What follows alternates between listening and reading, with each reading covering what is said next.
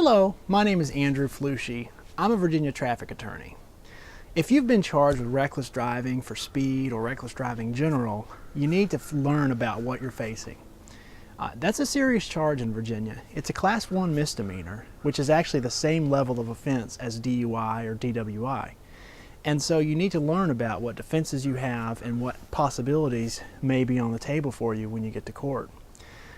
In a lot of reckless driving cases in Virginia, it's possible for us to make some headway and get the case reduced or even dismissed, depending on the situation that you're in. The first thing that we do for any reckless driving case, if you call me, is we'll talk about it. We'll find out the details of your case, where it's pending, what speed you're accused of, or if it's an accident or a general type reckless driving case, we'll find out the details of what happened. And then what we'll do is we'll get your driving record if you hire me, and so we can see what's on the record, and we can see kind of where the case is going to fall as far as your prior record and what you might qualify for in the judge's eyes. Then we get to court early, and I would find out from the officer what he says happened, and we'll find out if he has the evidence to prove the case against you.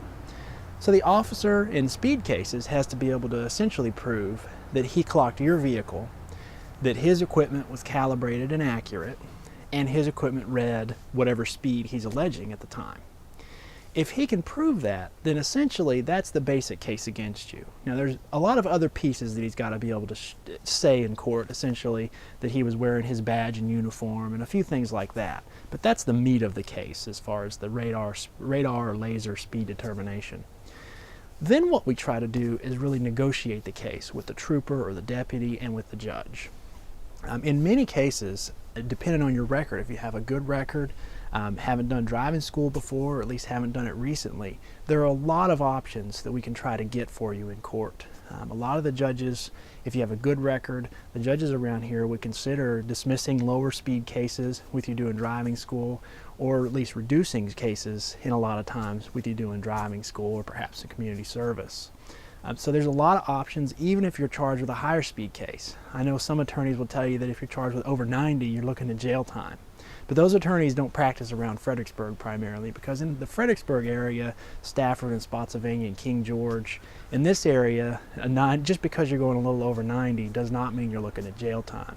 If you're going over 100, jail time is a concern for us, of course. But over 90 doesn't mean all is lost. There's still sometimes a lot of things we can do for you.